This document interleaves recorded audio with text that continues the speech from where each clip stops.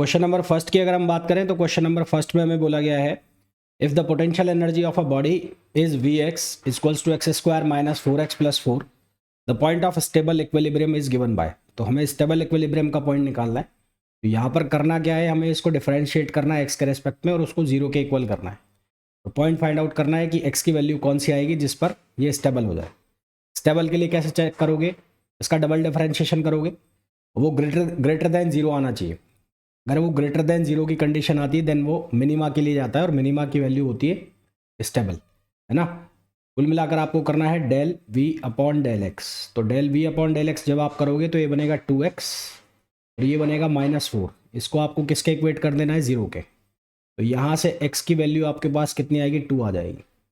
अब आपको बोला है स्टेबल इक्विलिब्रियम। तो स्टेबल इक्विलिब्रियम का मतलब है d2v upon dx2 greater than क्या आना चाहिए, जीरो आना चाहिए। यानी कि जब आप इसका डबल डिफरेंशिएशन करोगे तो आप इसका डबल डिफरेंशिएशन कर लो यहाँ पर, तो ये क्या बनेगा d2v अपॉन dx2। तो ये वैल्यू बनेगी 2। यहाँ पर आपको x की वैल्यू पुट करने की ज़रूरत होगी नहीं और ये ग्रेटर देन जीरो आएगा। और ग्रेटर देन जीरो की जो कंडीशन होती है वो होती है मिनिमा की कंडीशन। वो किसकी कंडीशन होती है, मिनिमा। और मिनिमा पर क्या होता है, स्टेबल होता है। मिनिमा पर क्या होता है, स्टेबल होता है। अगर ये आ जाता है d2v upon dx2 less than zero आ जाता है, इफ़ करके लिख देता हूँ मैं, इफ़। तो ये कंडीशन होती है किसकी, मैक्सिमा की। ये कंडीशन होती है किसकी, मैक्सिमा की। और मैक्सिमा हो जाता है क्या, अनस्टेबल, है ना। तो ये मैंने आपको पहले भी बताया हुआ है, फिर बता रहा हूँ, ये आपको ध्यान रखना है। तो हमें पूछा है स्टेबल इक्विलिब्रियम। तो स्टेबल इक्विलिब्रियम के लिए कहाँ पर आ गया, x बराबर 2 पर। तो हमारे पास इसका जो सही आंसर हो गया वो कितना हो गया, x equals to 2। Next question पे आओ। नेक्स्ट क्वेश्चन में बोला है body of mass m moves in a circular orbit of radius r in potential. Potential की जो वैल्यू है वो कितनी है, V r equals to -k/r। k constant है। Then its orbit angular momentum, orbital angular momentum. तो हम इफेक्टिव पोटेंशियल की इक्वेशन अगर लिखें तो इफेक्टिव पोटेंशियल की इक्वेशन होती है j², j का मतलब होता है एंगुलर मोमेंटम, अपॉन 2mr और प्लस v का मतलब है जो पोटेंशियल आपको दिया है।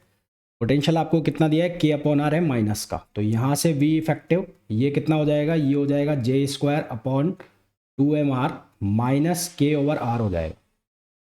अब हमें निकालना है orbital angular momentum about the centre of the circle. तो फॉर सर्किल डी इफेक्टिव का जो डिफरेंशिएशन है आर के रेस्पेक्ट में वो क्या आएगा, जीरो आएगा। तो for circle D V effective upon D R, ये वैल्यू क्या बनेगी, जीरो बनेगी।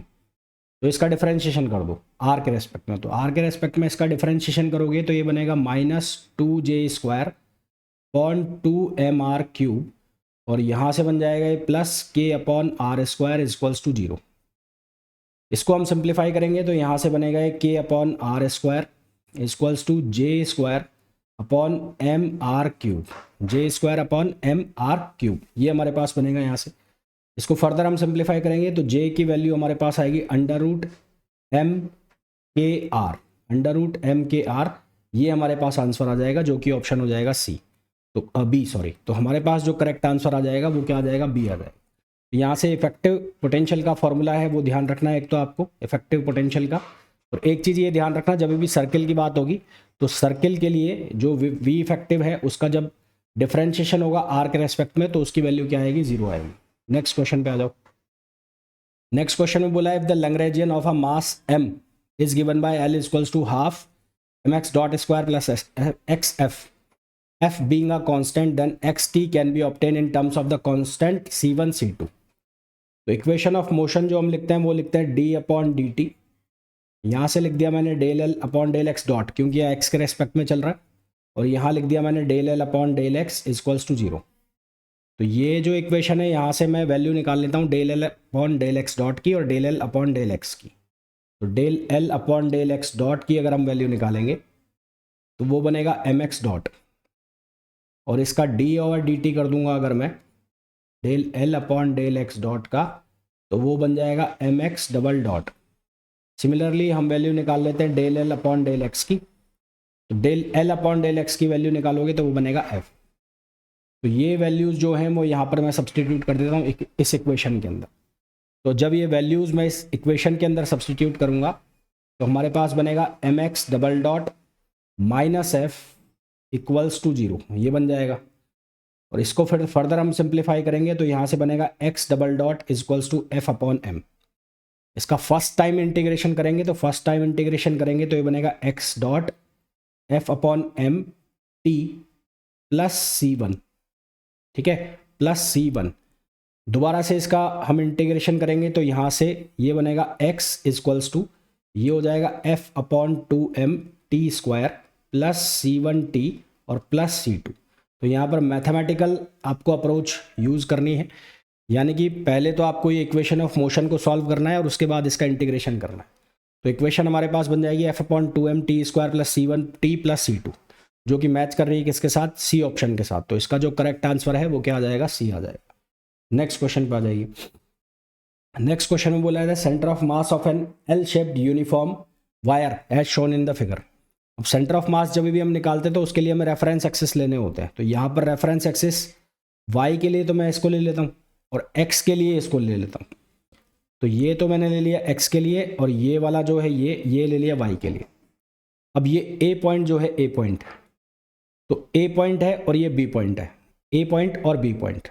तो सबसे पहले a पॉइंट और b पॉइंट के लिए यहाँ तक जो लेंथ दी हुई है हमें a दी हुई है, तो इसके लिए इसका सेंटर ऑफ मास, इसके लिए इसका सेंटर ऑफ मास जो है x1 y1 से लिखूं तो वो कहाँ पर आएगा, मान लो यहाँ पर आएगा, तो वो आएगा l/2, 0, क्योंकि x1 की वैल्यू हो जाएगी l/2 और y1 की वैल्यू हो जाएगी 0। तो ये हो जाएगा x1 y1। इसी तरह से यहाँ से निकाल लो x2 y2, तो यहाँ ये क्या हो गया, ये हो गया x1 और y1। और इसी तरह से यहाँ निकाल लेंगे हम x2 y2, तो x2 तो इसी के ऊपर हो गया, तो x2 की वैल्यू कितनी हो गई 0 और y2 की वैल्यू कितनी हो गई l/2। अब हमें क्या निकालना है, हमें निकालना है सेंटर ऑफ मास। तो centre of mass combined system के लिए XCM जब आप लिखोगे तो वो क्या लिखा जाएगा, x1 प्लस x2 अपॉन 2। तो x1 प्लस x2 अपॉन 2 करोगे तो कितना हो जाएगा, l/2 प्लस 0 अपॉन 2, तो ये कितना हो जाएगा l/4। इसी तरह से YCM जब आप निकालोगे तो वो कितना हो जाएगा, y1 प्लस y2 अपॉन 2, तो ये कितना हो जाएगा, ये हो जाएगा 0 प्लस l/2 अपॉन 2, तो ये कितना हो जाएगा l/4। तो हमारे पास इसका सही आंसर कितना आ जाएगा, l/4 और l/4। ठीक है, कितना आंसर आ जाएगा, l/4 और l/4। नेक्स्ट क्वेश्चन पे आइए। नेक्स्ट क्वेश्चन में बोला है if the orbit of equation in r theta plane is equals to e power k theta, ये लिखा हुआ है e power k theta, then the central force varies as. यहां पर आपको ऑर्बिटल इक्वेशन का यूज करना है। तो r इक्वल्स टू कितना, e पावर k थीटा। तो ऑर्बिट इक्वेशन, कौन सी इक्वेशन लिखनी है, ऑर्बिट इक्वेशन। तो ऑर्बिट इक्वेशन क्या होती है, जे स्क्वायर यू स्क्वायर। जे का मतलब है एंगुलर मोमेंटम अपॉन m, कई जगह आपको म्यू लिखा दिखेगा इसकी जगह m। म्यू का मतलब है कंबाइंड मास। ये हो गया d2u upon d theta 2 plus u, और यहाँ से ये किसके इक्वल हो गया, माइनस FR। अब u जो है u, उसको हमने मान लिया 1/r, u की वैल्यू हमने क्या मान ली, 1/r लेट कर लिया है। तो यहाँ r इक्वल्स टू कितना है, e पावर k थीटा, तो ये हो जाएगा e power minus k theta. इसका थीटा के रेस्पेक्ट में डिफरेंशिएशन कर दे तो du upon D theta, du upon D theta जो है वो क्या बनेगा, माइनस के e power minus k theta, और इसका डबल डिफरेंशिएशन कर दो d2u अपॉन डी थीटा 2, तो ये कितना बन जाएगा, ये बन जाएगा k square e power minus k theta, k square e power minus k theta. e power minus k theta को हम क्या लिख सकते हैं, u। तो यहाँ से d2u अपॉन डी थीटा 2, इसकी वैल्यू किसके बराबर हो जाएगी, k स्क्वायर u। ठीक है, अब ये वैल्यूज जो है इस इक्वेशन में सब्सटीट्यूट कर देंगे यहाँ पर। तो यहाँ पर जब वैल्यू सब्सटीट्यूट करेंगे हम, तो ये बन रहा है J square you square upon m। यहाँ पर d2u अपॉन डी थीटा 2 लिखा है, इसकी जगह हम लिख देंगे k स्क्वायर u, ये k स्क्वायर u लिख दिया, प्लस u ये लिख दिया। फिर यहाँ पर हम लिख देंगे माइनस FR, यहाँ पर क्या लिख देंगे, माइनस FR। तो यहाँ से क्या बन जाएगा, जे स्क्वायर कॉमन निकाल लिया हमने u, तो यहाँ से बन जाएगा u क्यूब और ये हो जाएगा m, तो ये बनेगा हमारे पास k स्क्वायर प्लस 1। फिर ये वैल्यू किसके इक्वल हो गई, यहाँ से k स्क्वायर प्लस 1 m किया हमने, तो ये value equals to minus FR। हमें ये बताना है कि सेंट्रल फोर्स वेरीज एज, तो यहाँ से हमें दिख रहा है कि एफ आर जो है वो प्रोपोर्शनल है किसके, यू क्यूब के, और u हमने माना है इक्वल्स टू 1/r। तो यहाँ से हमें दिख रहा है F R is inversely proportional to 1/r cube. तो हमारे पास जो सही आंसर हो गया वो क्या हो गया, 1/r cube, which is option A. Next question पे आ जाओ। नेक्स्ट क्वेश्चन में बोला है if the Lagrangian of a system is L Q Q dot T, यानी कि डिस्प्लेसमेंट, वेलोसिटी और टाइम का वेरिएबल है, तो इक्वेशन ऑफ मोशन क्या बनेगी हमें बताना है। हमारे पास इक्वेशन ऑफ मोशन क्या होती है, D upon D T del L upon del Q dot minus del L upon del Q equals to 0। अब del L upon del Q dot करोगे तो del L upon del Q dot, ये कितना बनेगा, यहाँ से इसका डिफरेंशिएशन करना है, इसका डिफरेंशिएशन करोगे तो ये बन जाएगा Q square Q dot, Q square Q dot.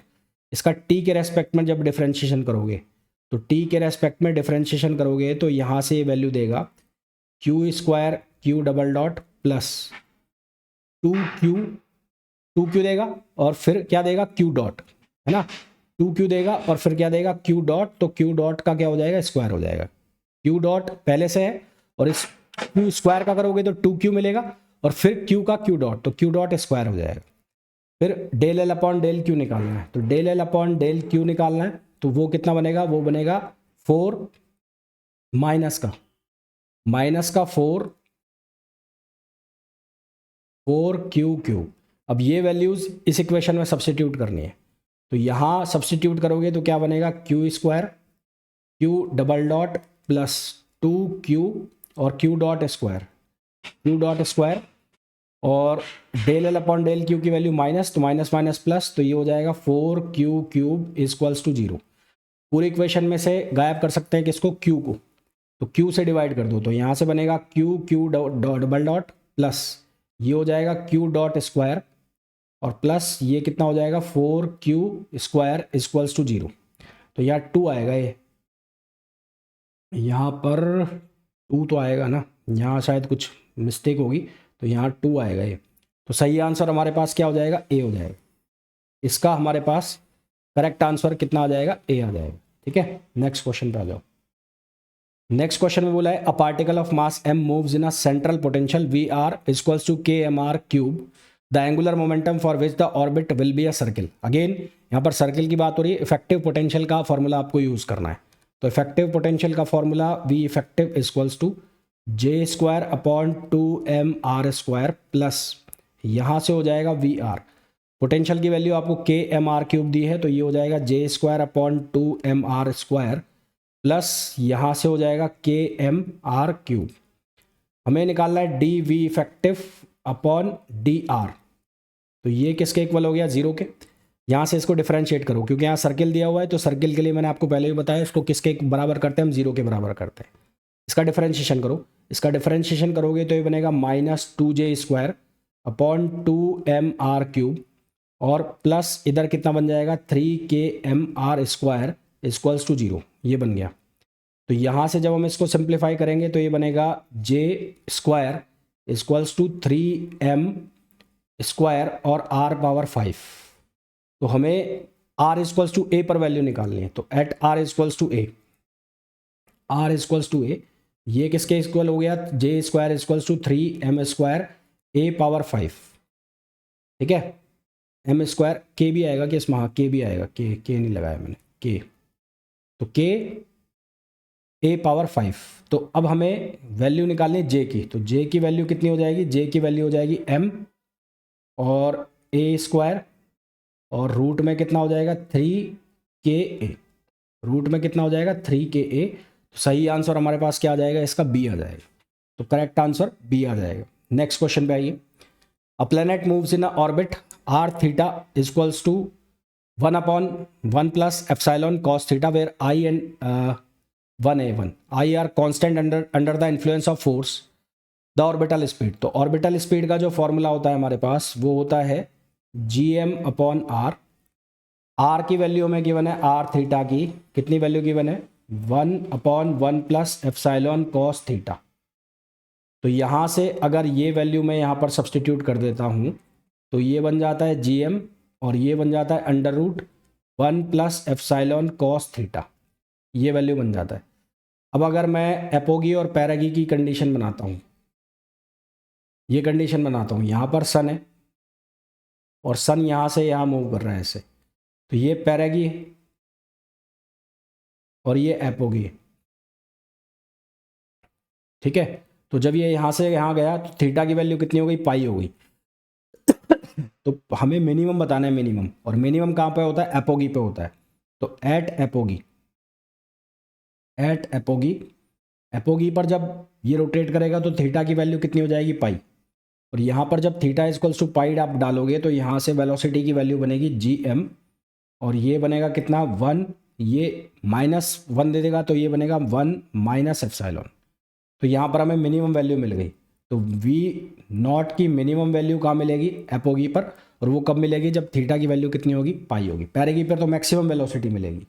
Next question, the Lagrangian equation of motion will remain unchanged if the Lagrangian L is replaced by L plus L prime, where L prime is the total time derivative of function। तो इसके लिए हम लिखते हैं L prime equals to D L upon D T equals to, ये क्या बनता है, ये बनता है एल एच, पॉइजन ब्रैकेट बनाते हैं इसका q p, plus del L upon del t. तो generalise coordinates and time, generalise coordinates and time, ये इसको लिखने का तरीका।